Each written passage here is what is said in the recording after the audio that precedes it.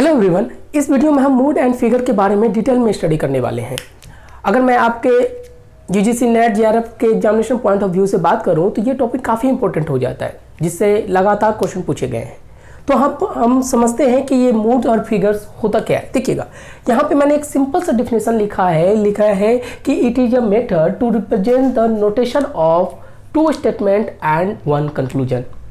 ये इसका डिफिनेशन है। अब ये बात आपको समझ में नहीं आई होंगी कि ये डिफिनेशन आखिर है क्या। तो इसे समझने के लिए हम कुछ बातों को समझते हैं। देखिएगा, पहले हम ये समझते हैं कि स्टेटमेंट क्या होता है, इस वाले टर्म्स को। उसके बाद हम कंक्लूजन को समझेंगे, तो फिर इस डेफिनेशन को आप बहुत ईजी वे में समझ पाएंगे। देखिएगा, अगर मैं स्टेटमेंट की बात करूँ तो ज़रा ध्यान से समझना। जब भी हम रियल लाइफ में कोई भी स्टेटमेंट बोलते हैं, ये हमेशा दो तरह का होता है।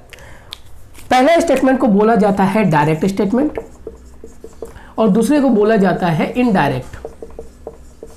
क्लियर है? हम अपने रियल लाइफ में जब भी बातें करते हैं या तो डायरेक्ट बोलते हैं या इनडायरेक्ट ही बोलते हैं, इसके अलावा कोई तीसरा टाइप का स्टेटमेंट नहीं होता। अगर मैं डायरेक्ट के स्टेटमेंट की बात करूं, जैसे मैंने एक कॉइन टॉस किया और मेरा हेड आया, तो मैंने आपको बता दिया कि मेरा हेड है। तो इस तरह के स्टेटमेंट को डायरेक्ट स्टेटमेंट कहते हैं। और डायरेक्ट स्टेटमेंट के केस में ऑब्जेक्ट के बारे में डायरेक्टली आपको बता दिया जाता है और ऐसे स्टेटमेंट का फर्दर कोई एक्सप्लेनेशन, कोई रीजनिंग नहीं होता। क्यों? क्योंकि मैं चीज़ें आपको डायरेक्टली बता रहा हूँ, इसलिए इस टाइम पार्ट से हमारा क्वेश्चन नहीं बनता। लेकिन बात आती है इनडायरेक्ट की। इनडायरेक्ट, जब मैं इसी टर्म्स को कुछ ऐसे बोल के सुनाऊँ आपको कि मेरा टेल नहीं आया, तब आप समझ गए कि मैंने चीज़ों को इनडायरेक्टली बोला है। क्लियर है? और इसी स्टेटमेंट को इनडायरेक्टली स्टेटमेंट कहते हैं। और इनडायरेक्टली स्टेटमेंट कहने के बाद आप फर्दर बहुत सारे एक्सप्लेनेशन और रीजनिंग लगा सकते हैं। मैंने कहा कि मेरा टेल नहीं आया, तो आप तुरंत एक्सप्लेनेशन करेंगे इसका, या फिर कंक्लूजन निकालेंगे कि सर का तो हेड आया। क्लियर है? तो ऐसे स्टेटमेंट को इनडायरेक्ट स्टेटमेंट कहते हैं। तो ये तो मैंने एक रियल लाइफ के आपको एग्जाम्पल बता दिया कि इस तरह से हमारे इनडायरेक्ट स्टेटमेंट बनते हैं। बट क्वेश्चन के पॉइंट ऑफ व्यू से इनडायरेक्ट स्टेटमेंट बनाने के लिए हमारे पास चार तरह के आइडेंटिफायर का यूज किया जाता है। जरा ध्यान समझिएगा। चार आइडेंटिफायर क्या है? पहले को बोला जाता है ऑल टाइप का, दूसरा होता है हमारे पास नो टाइप, तीसरा है हमारे पास सम टाइप और चौथा है हमारे पास सम नॉट टाइप।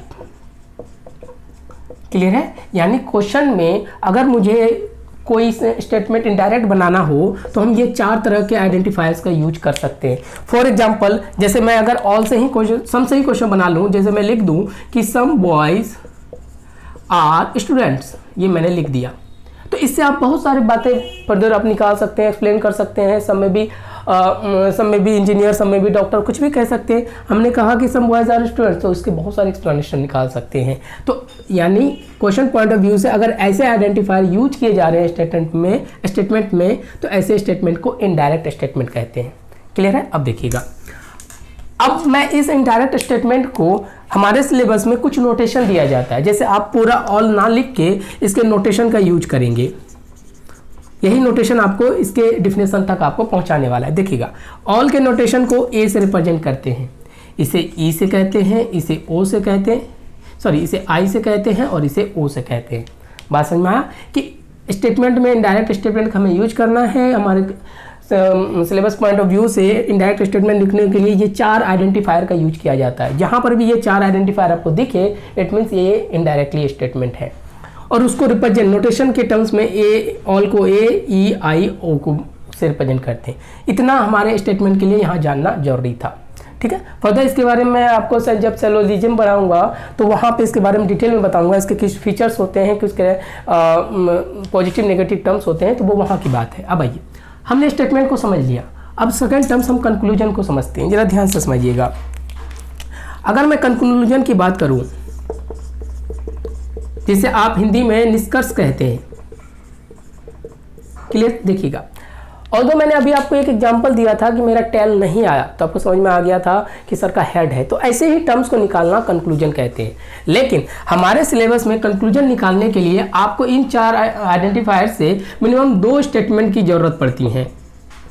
दो स्टेटमेंट्स ये जरूरत है, या तो आप दो से अधिक भी ले सकते हैं, लेकिन हमारे सिलेबस में मूड एंड फिगर्स निकालने के लिए सिर्फ दो स्टेटमेंट की ही जरूरत है, या फिर दो या दो से अधिक का भी इस्तेमाल किया जा सकता है।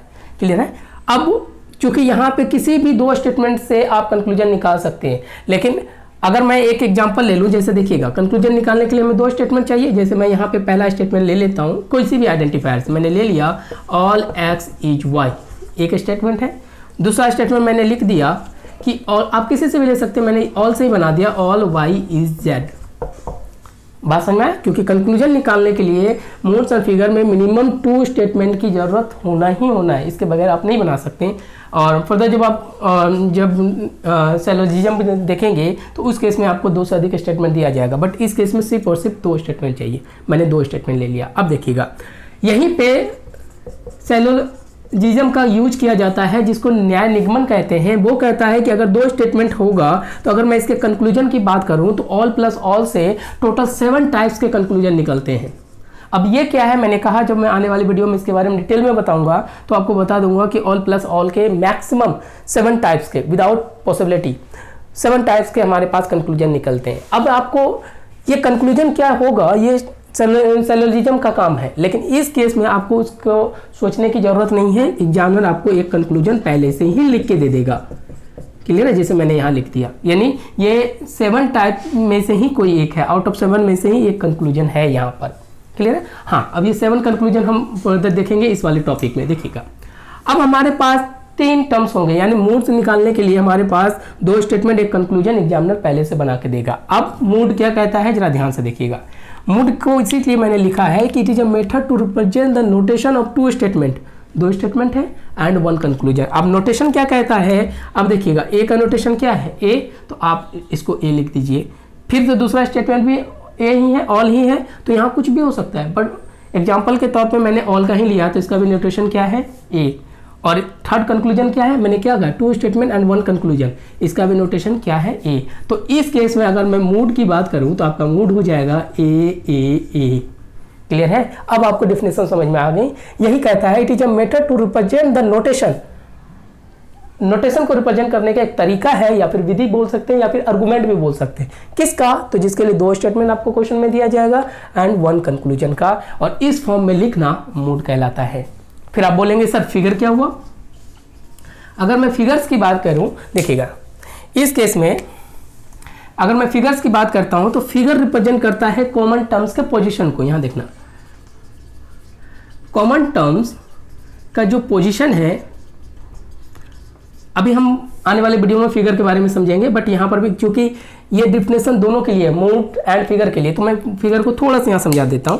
फिगर कहता है कि हमारे पास फिगर कॉमन टर्म्स के जो पोजीशन है, जैसे कॉमन टर्म्स के यहाँ क्या क्या है, वाई वाई, तो इन वाई वाई का भी एक नोटेशन बनता है। अब ये नोटेशन क्या बनेगा, इसके लिए टोटल 4 तरह के नोटेशन है, फर्स्ट, सेकंड, थर्ड और फोर्थ। तो बस आपको ये समझना है कि ये कॉमन टर्म्स के पोजीशन पे जो नोटेशन निकलेगा उसी को आप फिगर कहते हैं।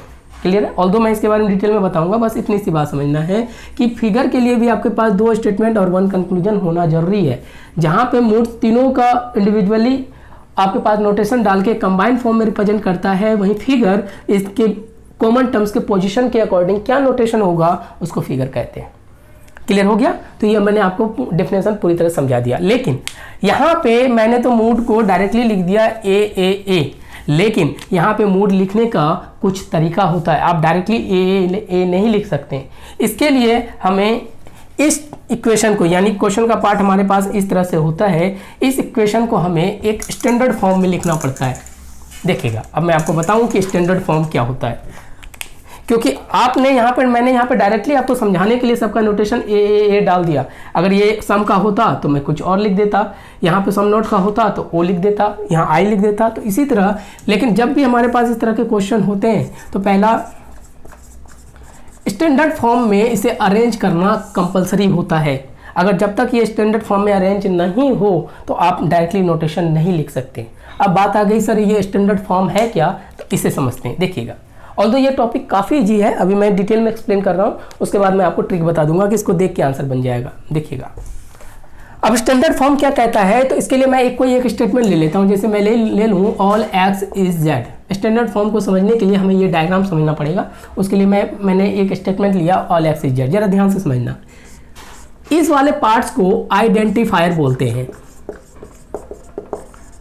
आप यहाँ पे ऑल की जगह सम भी ले सकते हैं, नो भी, सम नॉट भी, कुछ भी लिया जा सकता है। ये तो एग्जामिनेशन पे डिपेंड होगा, क्वेश्चन पे डिपेंड होगा कि यहाँ की वैल्यू क्या ली गई है। अब देखिएगा, स्टेटमेंट का जो पहला वेरिएबल होता है, इस वाले वेरिएबल को सब्जेक्ट कहते हैं। किसी भी स्टेटमेंट में जो पहला वेरिएबल होता है उसे सब्जेक्ट कहते हैं, ये चीज़ माइंड में लेकर चलना। और लास्ट वाला जब टर्म्स जो ऑब्जेक्ट के टर्म्स में है, इसको प्रीडिकेट बोलते हैं। ये काफ़ी इंपॉर्टेंट है, ये प्रीडिकेट। क्लियर है? प्रीडिकेट करने का मतलब, अगर आपके पास कोई भी स्टेटमेंट मैं लिख दूं, जैसे मैं लिख दूं कि सम बॉयज आर प्लेयर्स, अगर मैंने ये लिख दिया तो याद रखिएगा क्वेश्चन आपको इस तरह से देके आपसे पूछा जाता है कि which one of the following word represent the predicate. तो ध्यान में रखिएगा कि किसी भी स्टेटमेंट का जो ऑब्जेक्ट का पार्ट होता है उसको प्रीडिकेट कहते हैं। इससे रिलेटेड काफ़ी क्वेश्चन आपसे पूछे गए हैं, देखिएगा। और जो सब्जेक्ट और प्रीडिकेट को जोड़ता है उसे कपूला बोलते हैं। ये चीज़ें ध्यान में लेके चलिएगा, यानी ये दोनों कंजक्शन का काम करता है, सब्जेक्ट और प्रीडिकेट का। यहाँ पे कोई भी टर्म्स, यहाँ इज, आर, एम, कुछ भी हो सकता है, उसको कपूला बोलते हैं। समझ में? तो जब भी हम कोई इनडायरेक्टली स्टेटमेंट लिखते हैं तो ये 4 पार्ट होना कंपलसरी है। पहला आइडेंटिफायर का होना। आइडेंटिफायर में all, some, no, some not कुछ भी हो सकता है। पहले वेरिएबल को आप सब्जेक्ट बोलेंगे, मिडिल वाले को आप कपूला बोलेंगे, लास्ट वाले को प्रीडिकेट बोलते हैं। और इसका इस टर्म्स का यूज जब मैं आपको इंडियन लॉजिक कराऊंगा उसमें भी इसका काफ़ी यूज है।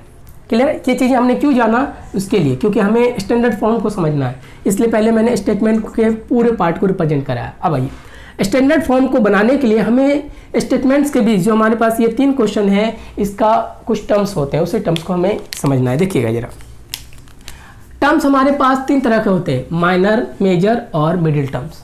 क्लियर है?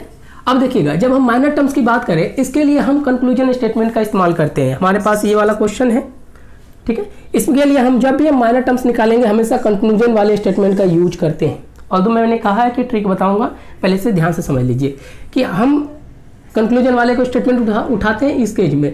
किसे? कंक्लूजन वाले स्टेटमेंट में जो सब्जेक्ट होगा, देखिएगा जो सब्जेक्ट होगा उसी को माइनर टर्म्स कहते हैं। फॉर एग्जाम्पल, यहाँ पे कंक्लूजन वाला स्टेटमेंट क्या है?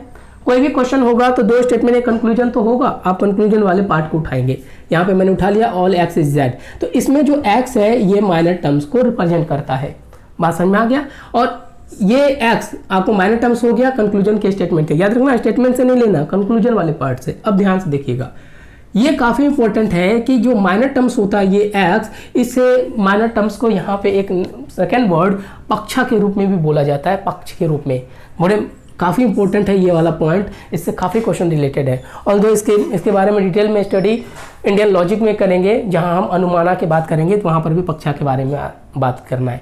पक्षा है, साध्या है, लिंगा है, लिंगी है, बहुत सारे टर्म्स हैं, बट आपको ये ध्यान में रखना है कि माइनर टर्म्स को पक्षा बोलते हैं। आपको मैच ऑफ द फॉलोइंग में ये क्वेश्चन पूछा जा चुका है। एक साइड मेजर माइनर इस तरह था, माइनर था, मेजर था और लास्ट में आपके पास मिडिल था, और यहाँ पे पक्षा, साध्या, लिंगा इस तरह से दे रखा था। तो ध्यान रखिएगा कि यहाँ सेतु या हेतु भी होते हैं, तो इस केस में इसे पक्षा बोलते हैं माइनर टर्म्स को। आगे ये अब जो एक्स है, एक्स के केस से यानी कि माइनर टर्म्स हमारा क्या है? एक्स।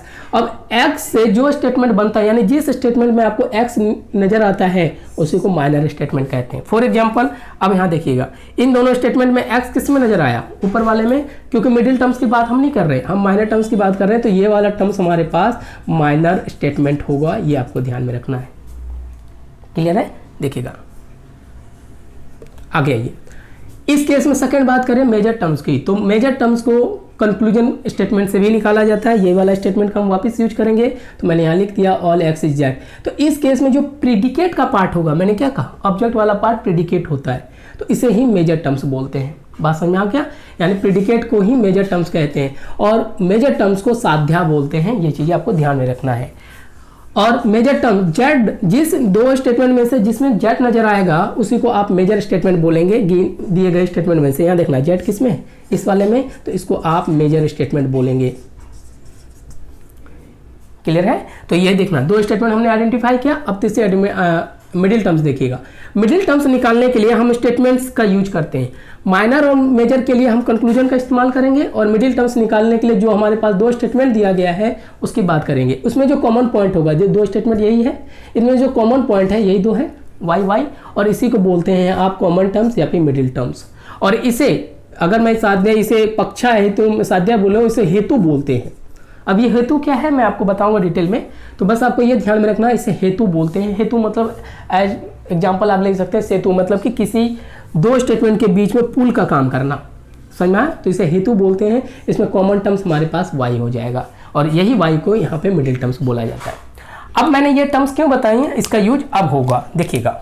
अब रूल क्या कहता है कि जब भी हम किसी भी दो स्टेटमेंट और कंक्लूजन का मूड निकालते हैं तो ये स्टैंडर्ड फॉर्म में होना चाहिए। स्टैंडर्ड फॉर्म का रूल क्या है कि फर्स्ट स्टेटमेंट जो है, फर्स्ट स्टेटमेंट ये हमेशा मेजर होना चाहिए, ठीक है। और सेकेंड स्टेटमेंट करके अगर मैं बात करूं तो ये सेकेंड स्टेटमेंट हमेशा माइनर होना चाहिए। और लास्ट में कंक्लूजन में कोई से थर्ड की अगर मैं बात करूं, थर्ड को कंक्लूजन होना चाहिए। क्लियर है? क्योंकि कंक्लूजन हम कोई बदलाव नहीं करते, हमें स्टेटमेंट के फॉर्म को चेक करना होता है। अगर हम अब ये क्वेश्चन की बात करें, जरा ध्यान से देखिएगा, ये हमारे पास क्वेश्चन था, तो अब हम देखेंगे कि यहाँ पे अरेंजमेंट नहीं है, क्योंकि कभी भी मूड निकालने के लिए स्टेटमेंट और कंक्लूजन का इस तरह का अरेंजमेंट होना कंपलसरी है। तो अब इन दोनों स्टेटमेंट देखिएगा, मेजर टर्म्स नीचे है, यानी कि पहला स्टेटमेंट हम ये लिखेंगे कि ऑल वाई इज जेड, ये हमारे पास मेजर होगा। अगर ऐसा नहीं लिखते हैं तो ये आंसर गलत हो जाएगा। क्लियर है? सेकेंड रूल क्या कहता है, सेकेंड नंबर पे माइनर होना चाहिए, यानी आप इसे रिप्लेस कर लीजिए ऑल एक्स इज वाई, इस तरह से ये हमारे पास माइनर टर्म्स होगा। क्लियर है? और लास्ट में हमारे पास कंक्लूजन होगा। कंक्लूजन में मैंने कहा कोई चेंज नहीं करते, वो एज इट इज अपनी जगह पर होता है, ऑल एक्स इज जेड। जब आप इस तरह से स्टैंडर्ड फॉर्म बना लेते हैं, अब आप इसके मूड को रिप्रेजेंट कर सकते हैं, यानी अब आप बोलेंगे ये ए है, ये ए है, अब ए है, बात समझ में? और इसी को बोलते हैं आप मूड, ए। आप बोलेंगे कि सर यहाँ तो सबका ए आया, पहले भी ए आया, बट ध्यान रखिएगा यहाँ मैंने ऑल का बनाया। अगर किसी में मैं सम और किसी में नो कर लेता तो चीज़ें बिगड़ जाती, तब यहाँ पे हमें इस फॉर्म में होना कंपलसरी है मूड निकालने के लिए। लेकिन अब जरा ध्यान से देखिएगा, लेकिन जब मैं ऑप्शन की बात करूँ तो ऑप्शन कुछ इस तरह से होता है। देखिएगा, हमने तो मूड निकाल लिया, लेकिन मैं ऑप्शन की बात करूँ तो ऑप्शन में A1, बी में इस तरह A2 इस तरह से लिखा जाता है, सी में आपके पास A2 और डी में आपके पास A3 लिख दिया जाता है। इस तरह से ऑप्शंस होते हैं। आपने तो मोड निकाल लिया, आप बोलेंगे कि सर अब ये क्या है, तो ये इसी को बोलते हैं फिगर। तो फिगर को हम आने वाले वीडियो में देखेंगे कि फिगर कैसे निकालते हैं। तो आप इस वाले वीडियो में मैंने आपको मोड निकालना बता दिया कि जब भी हमारे पास इस तरह के क्वेश्चंस होंगे तो हमारे पास मोड इस तरह से निकालते हैं।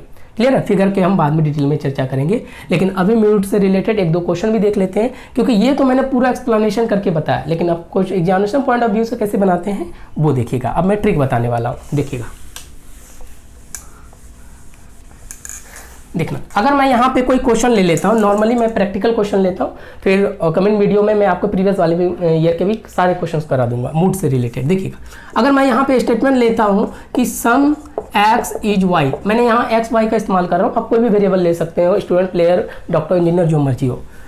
सेकेंड स्टेटमेंट मैं लेता हूँ, यहाँ देखना कि नो वाई इज जेड, लिख लिया। तो थर्ड स्टेटमेंट हमारे पास बन गया, देखना कंक्लूजन में उन्होंने लिख दिया कि सम x इज नॉट y, ये हमारे पास क्वेश्चन होता है। अब आपसे पूछा जाएगा फाइंड द मूड, तो अब आपको इतने लंबे प्रोसेस में नहीं जाना, आपको क्या करना है जरा ध्यान से देखिएगा। अब मैं आपको इसका ट्रिक बता रहा हूँ। ट्रिक क्या कहता है कि इस केस में जरा देखने आगे हमें मेजर और माइनर टर्म्स को देखना है और इसके अकॉर्डिंग फिट करना है। तो अब देखिएगा, हम दोनों में क्या बोला गया, मेजर और माइनर के लिए कंक्लूजन वाले स्टेटमेंट का इस्तेमाल करें। ये क्या होगा हमारे पास, माइनर टर्म्स, और ये क्या होगा, मेजर टर्म्स। इतना ही तो समझना है, यानी जिस स्टेटमेंट में वाई नजर आएगा वो मेजर टर्म्स हो जाएगा। सॉरी, मैंने यहाँ पे जेड लिखना है, ये देखो यहाँ जेड होगा। तो अब देखिएगा, आपको क्या बोला गया कि जिस स्टेटमेंट में जेड नजर आएगा उसी को तो आपने मेजर टर्म्स बोला है, और मेजर टर्म्स का स्टेटमेंट ऊपर होना चाहिए। यानी कि आपको क्वेश्चन भी कर देना है, मैं यहाँ पे सॉल्व करके देता हूँ कि नो वाई इज जेड हमारा पहला नंबर का स्टेटमेंट होना चाहिए, क्योंकि मेजर टर्म्स यहाँ है। क्लियर? माइनर टर्म्स क्या है, एक्स। अब दोनों स्टेटमेंट में एक्स कहाँ है, ऊपर वाले में, तो यानी आप सेकंड वाले स्टेटमेंट को ऐसे लिखेंगे, सम एक्स इज वाई। ऐसे भी लिखने की जरूरत नहीं, आप ऐसे ही कर सकते हैं। ये 2 नंबर का, सॉरी ये 1 नंबर का होगा, ये 2 नंबर का होगा, और 3 नंबर को तो कुछ करना ही नहीं है। और थर्ड में जो कंक्लूजन है उसको एज इट इज रहने दीजिए, some X is not Z. Clear है? तो अब देखिए मूड कितना आसानी से निकल गया। अब देखिएगा इसका नोटेशन क्या है, ई है, नो का ई होता है, मैंने अभी बोला था, ऑल, नो, सम और सम नॉट का इसका क्या होता है, ए, ई, आई, ओ। ये नोटेशन आपको ध्यान में रखना है। सम का क्या हो जाएगा हमारे पास आई, सम नॉट का क्या हो जाएगा हमारे पास ओ। तो जरा ध्यान दीजिए, तो इस केस में आपका आंसर आ गया, मोड होगा ई, आई एंड ओ। क्लियर है? वो तो पिछले वाला क्वेश्चन हमारे पास ए से रिप्रेजेंट हो गया, लेकिन यहाँ पे आंसर बदल गया। अगर आपने इसको चेंज नहीं किया होता ना तो आंसर आई, ई, ओ भी निकल जाता। ऐसे डायरेक्टली अगर करते हैं तो आई ऐसे, ओ सॉरी यहाँ पे ई होगा, ई और ओ निकल जाता इस तरह से। तो ध्यान रखिएगा, कभी भी मोड निकालने के लिए स्टेटमेंट का स्टैंडर्ड फॉर्म में होना कंपलसरी है, और कैसे निकालते हैं वो हम कंक्लूजन से पता कर लेंगे, ये मेजर ये माइनर। ठीक है? तो इस तरह से हमारे काफ़ी क्वेश्चंस बनाए गए हैं जो मूड्स पे बेस्ड होते हैं। तो ऑल्दो ये टॉपिक काफ़ी ईजी है, जब इसे आप समझ लेंगे तो आप इससे क्वेश्चन को सिक्योर कर सकते हैं। तो नेक्स्ट वीडियोज़ में हम इससे रिलेटेड कुछ क्वेश्चन करेंगे, फिर फिगर की ओर चलेंगे। Thank you.